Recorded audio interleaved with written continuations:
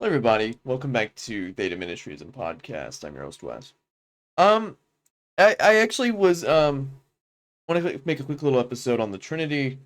I haven't been able to make it a part two yet with my friend John yet, but I wanted to touch upon John 1 again and why I think it really is one of the strongest cases for the Trinity.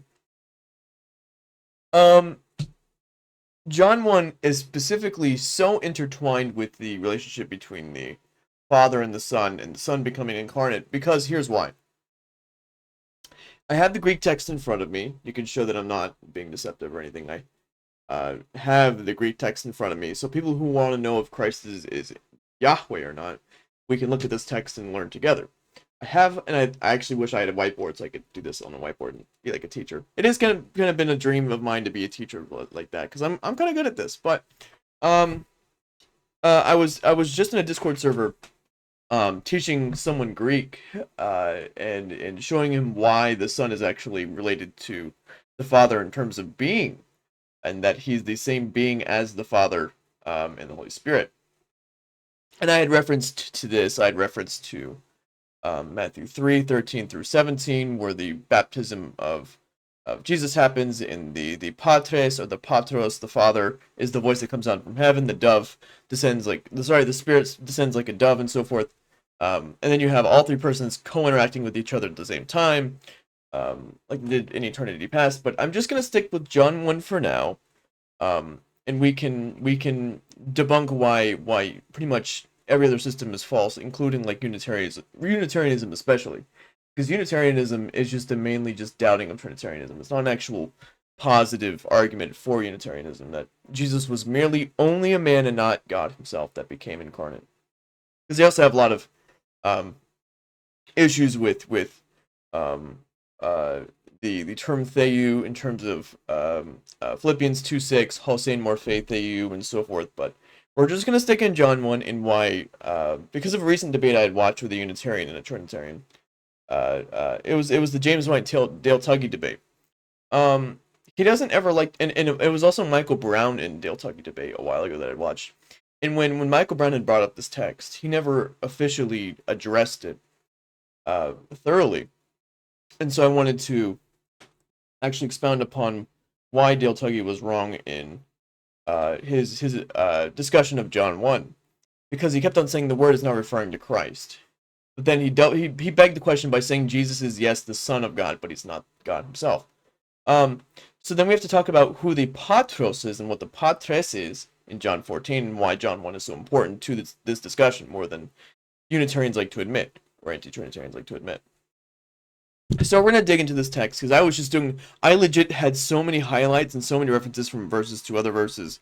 But anyway, I pretty much went through just three verses and stuck with that. Um, and it was really pretty simple to go. You could literally just use like three verses in here and destroy people on Unitarianism. Because from the Unitarian perspective, Jesus is merely just a man. He's merely just a human being who was either just a great teacher or he was an agent of God, whatever Unitarian definition of Jesus you want to use. Jesus is Yahweh incarnate, and there's no getting around that.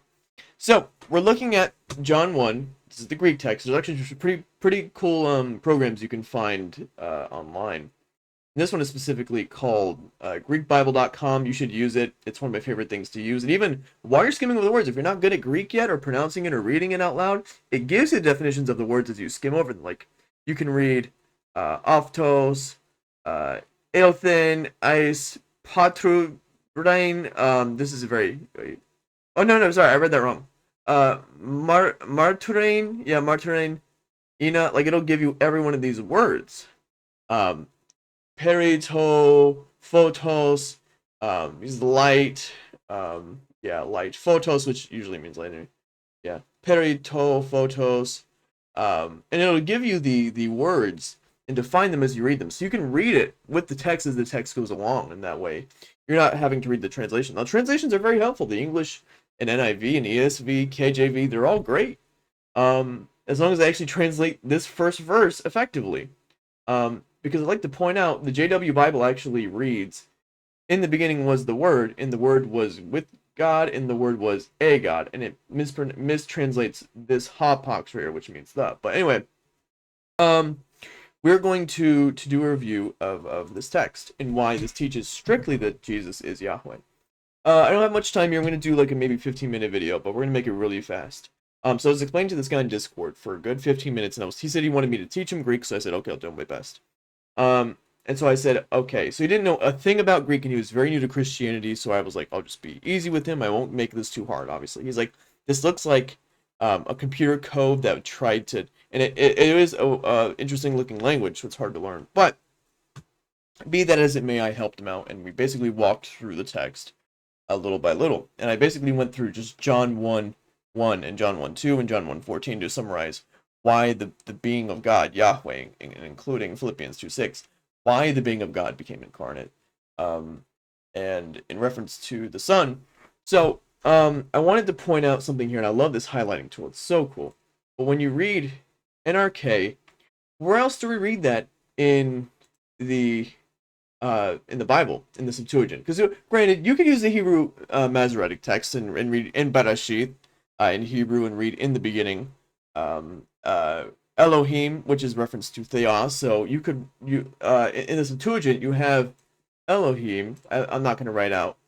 I'm not good at Hebrew. I'm terrible at Hebrew. I just stick to Greek. Greek is my strongest function when it comes to scripture. But Elohim, I'll just put the word E. Not E, word E, sorry. Letter E for theta in Greek, which means usually is in reference to theos. So in the beginning, obviously everyone knows Genesis 1. John 1:1 is a reflection of Genesis 1:1, and that's why in the Septuagint you have the exact same words referenced in Genesis 1:1 in the Septuagint, which is the Greek translation of the Old Testament, which Jesus and his apostles quoted from, by the way. But NRK and then Theos had created the heavens and the earth. Elohim and Theos are referenced as the same being from either the Masoretic text and the Septuagint. So NRK ein halagos was the word. So I'm going to just mention the word. I'm going to highlight whenever you see logos. Halagos, which means the word, which is why this hapax is always in reference to, this is a definitive form of a word, which means the. In English, this would be for us the. You see the logos, which is Christ.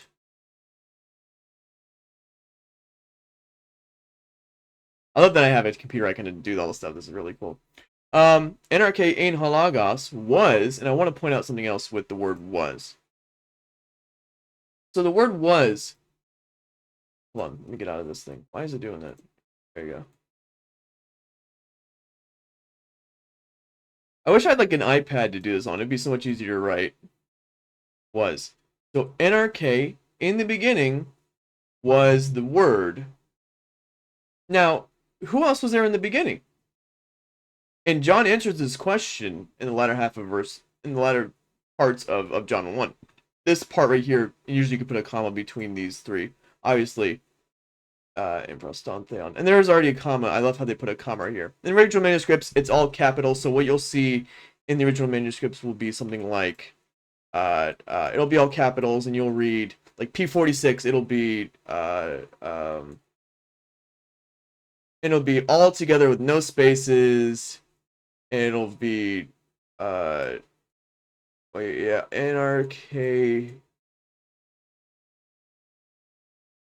and you'll read like all that, and it'll be one gigantic letter. It'll be like a bunch of words strung together. But luckily, due to the words, you could actually have spaces between the words, and they actually added commas. But I added them in here for context. You could sort of see those between the phrases.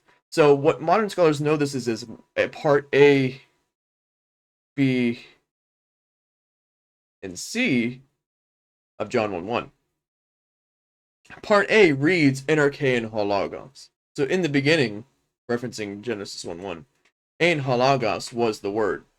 So I'd like to make sure you know that the word ein means was, and it appears 2 more times in this verse. Was. was.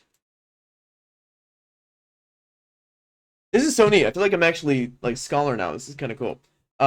This is what a lot of long hard hours of doing Greek study gets you. um, Kai ha logos, and I'd like to mention the word kai, which it's also used yet another time. Kai is used. I'm gonna use another color for this. Kai,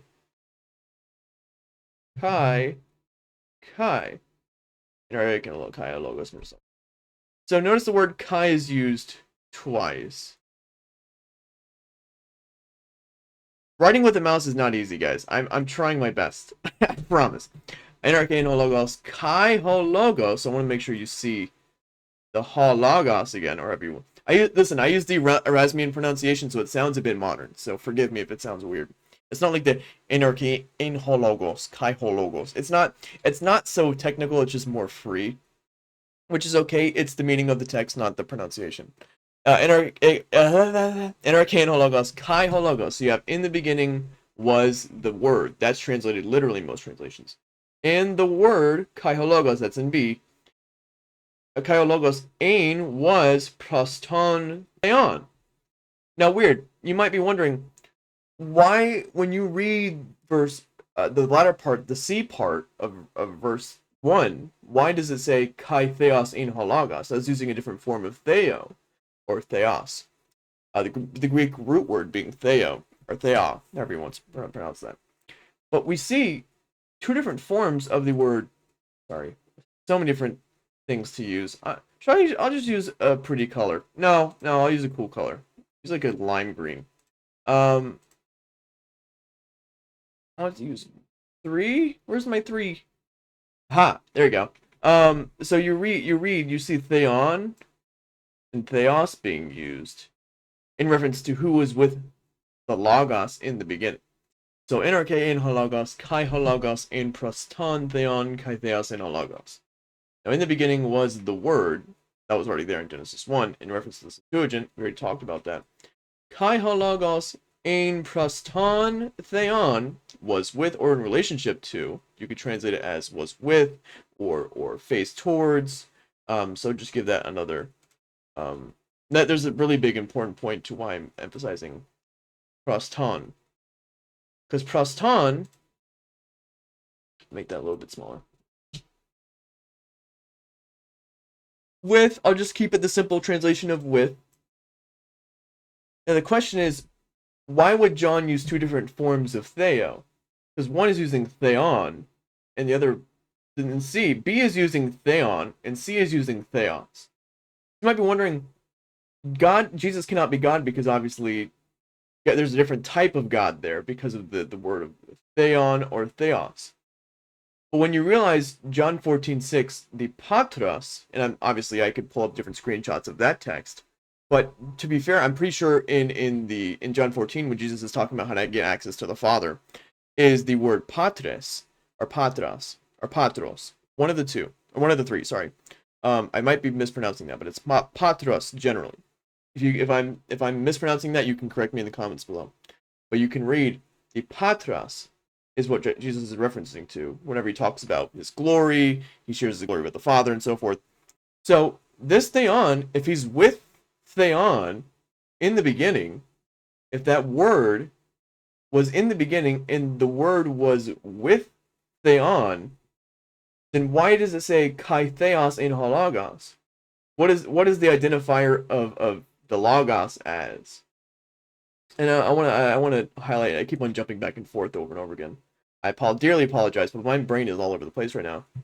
So look at how many times the logos pops up in verse 1. It pops up 3 different times. So the identifier of logos is Christ. Everyone should be able to agree on that, whether you're Unitarian or not. The only way to avoid the fact that this is even Christ is to deny the text overall. Because then you have to read about Jesus coming in literally in the beginning of the latter part of John 1, whenever he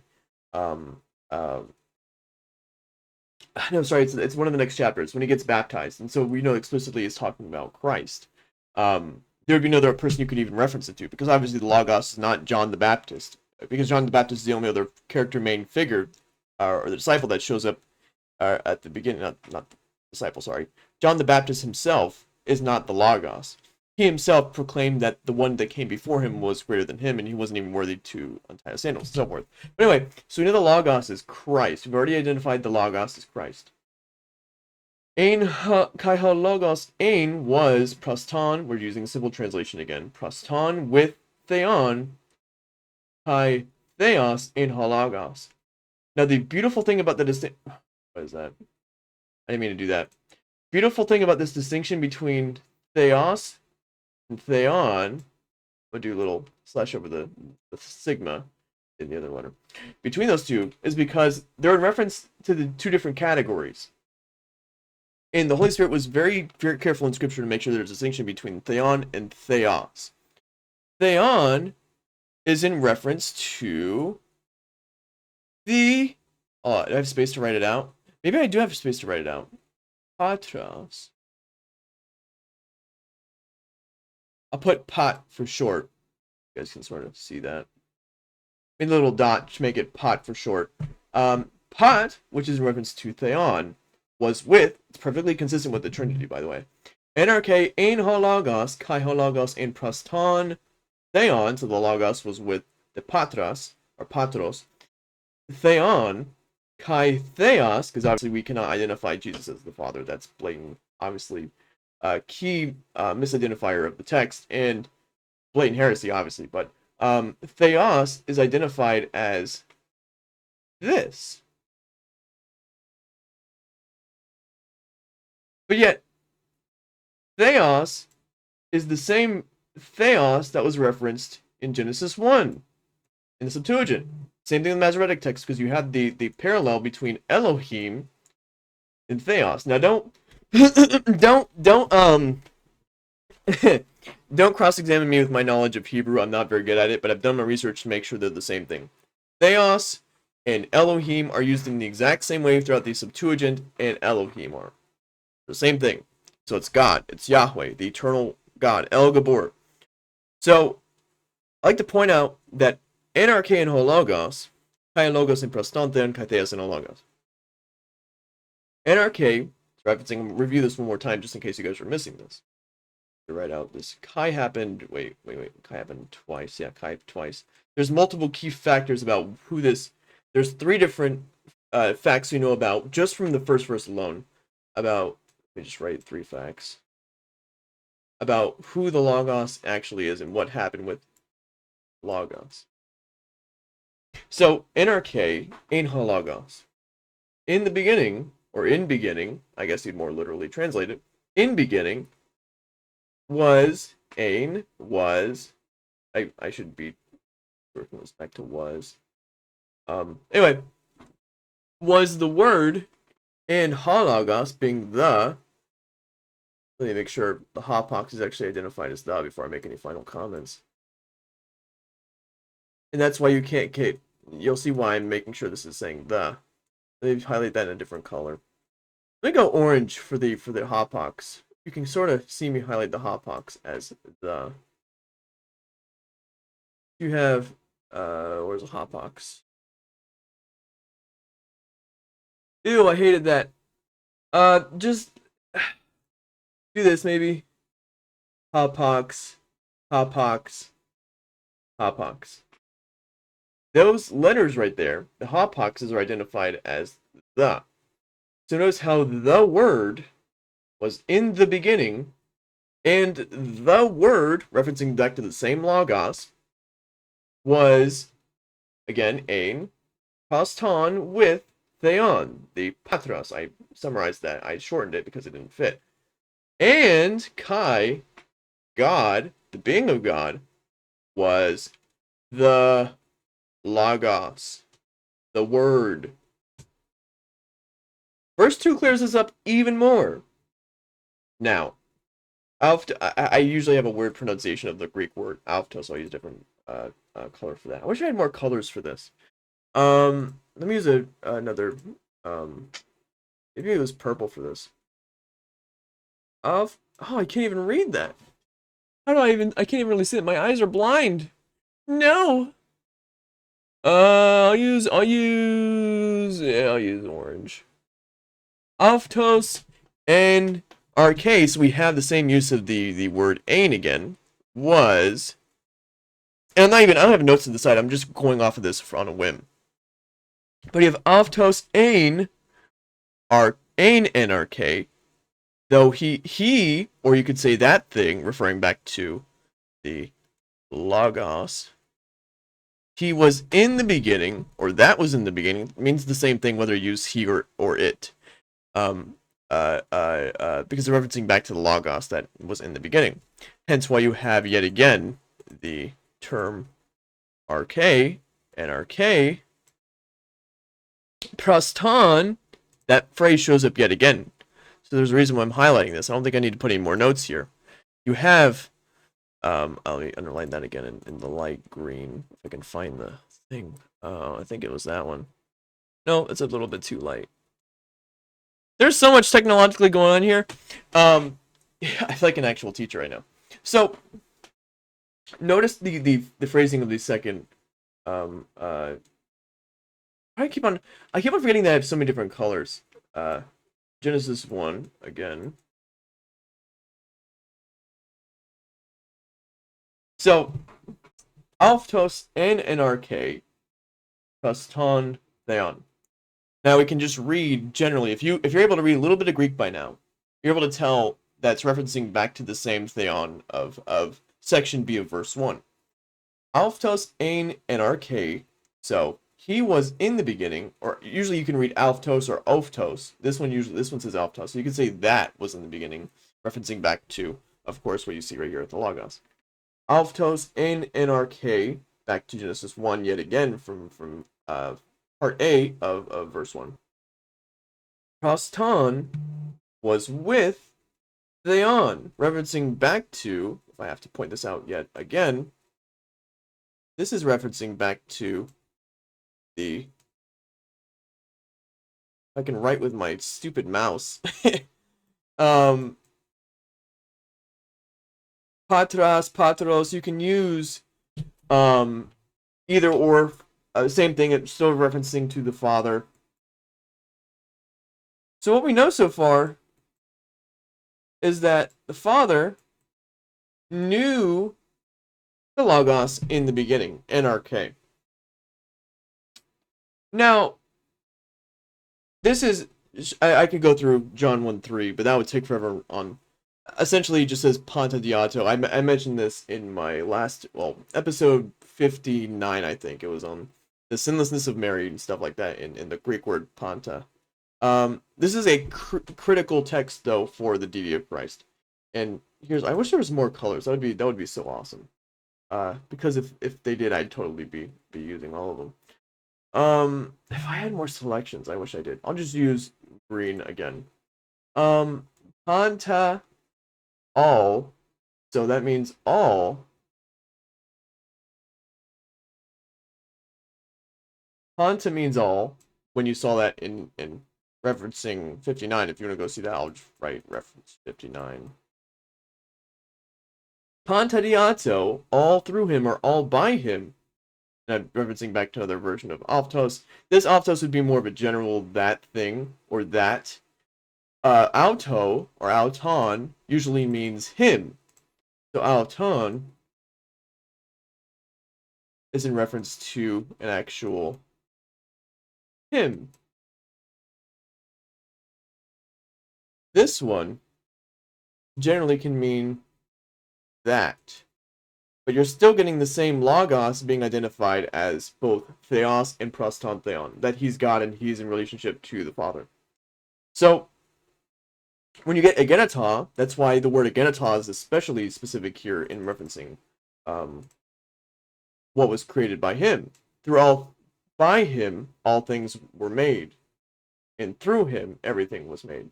And then that's obviously, you have the rest of that verse there. But the reason why agenatos is so critical here because agenatos means become, begotten, etc. Like when you read in Matthew 1 over and over again, agenesin or agenatos through the lineage of Abraham, Isaac, David, and so forth up to the Messiahship of Christ. So all by him, it was all created. All through him things were created. And all things by him were created. I forgot the Hode and Hagengunen. I forgot the. Oh yeah, nothing was made that was made without him having made it. I think that's the general. I'll just write no exceptions to the summarization. If I just because remember I'm doing this from memory here. No exception. So if I stumble here, I'm just going from memory. I apologize, but I just like doing these things on a whim. So I want to make a quick little note here. The reason why we can identify Christ as the Logos is because when you go down, of course, this is a typical argument, but this is a much more powerful argument than people make it out to be. Because Kai ha Logos, yeah, the Greek word Kai, yet again, I'm going to pull out my beautiful red, if it'll show up. Oh my goodness. It just doesn't want to work. Aha, there we go. So you have, Hi, which you have the and again. I'll have to write that down. You guys should know that by now. I've mentioned it so many times. And then you have Kai Halagos. So we had another term being used for what happened to the Logos in time. So there's multiple traits being separated by the Greek word or conjunction Kai, which means and. So we know that he was with the Father in the beginning in Arche, in the beginning when Genesis 1 happened, and that the Theos was actually the Logos. He was in the beginning, or that was in the beginning, given that it's Hotos and now Autos. Given that you get Auto in verse 3, so you can already still get the same argument for that and him being in the beginning with God. But I digress. Verse 14, Kai ha Logos Sarx is where we get the. No, it's probably not a good color. I want to use a cool color. Let's use a cool color. This Greek word right here is sarx, which means, you guessed it, if you read the verse before, it's flesh. Can't really see the exclamation part. It's flesh. You know why? Because it's the same word used for genetos. He became flesh. You know how? Because the genetos is used right up here for the things that Christ, the Logos, created. This is perfectly consistent. Kai halagos sarx agenetos. Panta di auto. Autos in anarche proston theon. He was in the beginning with the Father. Panta di auto agenetos. All by him, all things were created. And the word flesh became.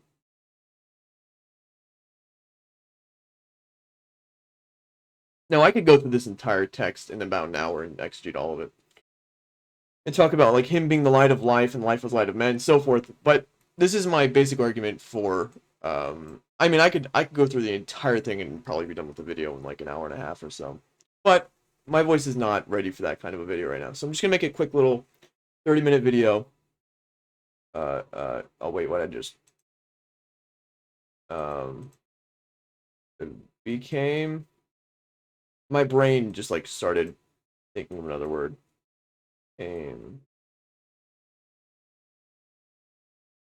Or become could happen to be the word here. Became, become, same thing because it's the same Greek word, exactly in the exact same form. Agenata, kai ha logos, sarx agenata. The same logos is referenced to as he was, and obviously the Greek text looks a bit different because it's on an actual font, but if you were to write it out, it'd look like this. So what we know about the Logos is that the Logos was in Arche, he was, let me just put slashes between the different traits of the Logos. He was proston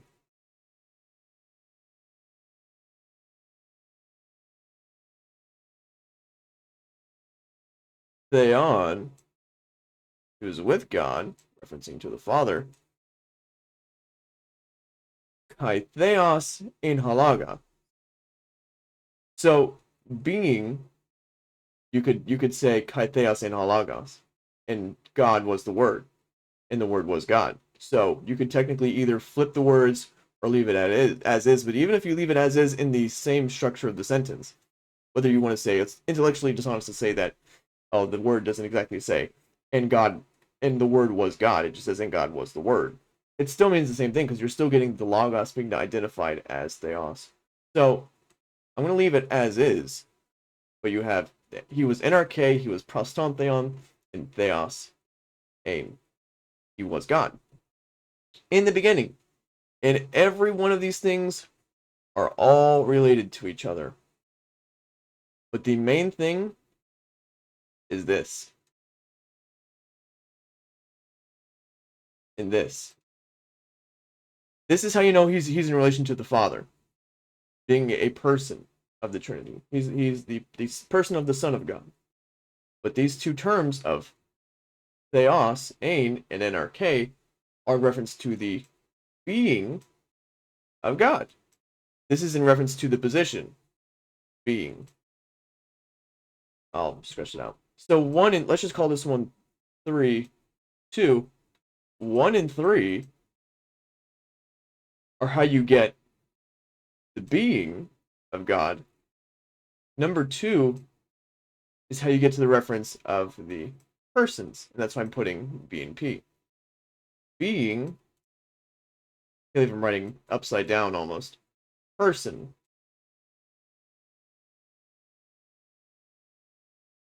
So, the person, the logos, also became flesh. So, sarx, I'll write it over here.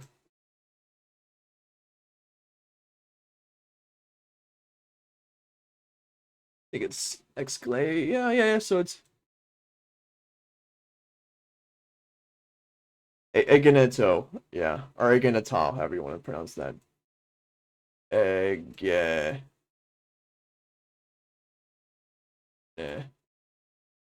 Oh. So this is also being identified as the person role. We'll call this one, sorry. And 4, we'll call that one 4. But this is a role, because obviously the Father didn't become flesh. This was the Logos. So the Logos, the person, the Son, took upon the sarx. It's back to that. I don't know, I draw such a short arrow. But the Logos took upon flesh in that word. He became flesh from that word. So 2 and 4 are being identified as person passages. The 1 and 3 that I'd mentioned, NRK and theos ain, are reference to the being of God. 2 and 4 in reference to the persons of God. And that's why I referenced theos in halaga. No, sorry, my brain is all over the place. Kai halagos sarx agenata. That's the role of the person of the Son. Hence why I put that in the category of persons. 1 and 3 are in reference to the being of God. So that is part of my exegetical argument from the Greek as to why the Son became incarnate. He's the Son of God who was eternal with the Father. He was, and I'll just say this in the English translation, he was in the beginning, and I'm impressed the fact that I'm doing this without notes. I'm actually kind of proud. No, but he was in the beginning, he was with the Father, he was God, and he became flesh. That's perfectly consistent with a Trinitarian harmony in atonement. So, I'm going to start ending out the video there. This was a wonderful video. This has been so much more positive than my past videos recently. And I want to make more videos like this because this is far more educational. This is far more engaging with my audience. Any people that disagree with me, I welcome the challenges. But the text speaks for itself, and I let the text speak because it's scripture. So, anyway, I'm going to cut off the video there. I love you all, and I will speak to you later. And I got to figure out a title for this video. It might be just maybe an exegesis of John 1 and the deity of the Son, maybe. So we'll see. But I will. This will be maybe an upload makeup post. So, anyway, love you all. I will talk to you later, and peace out. You know what I always say before I go. Godspeed.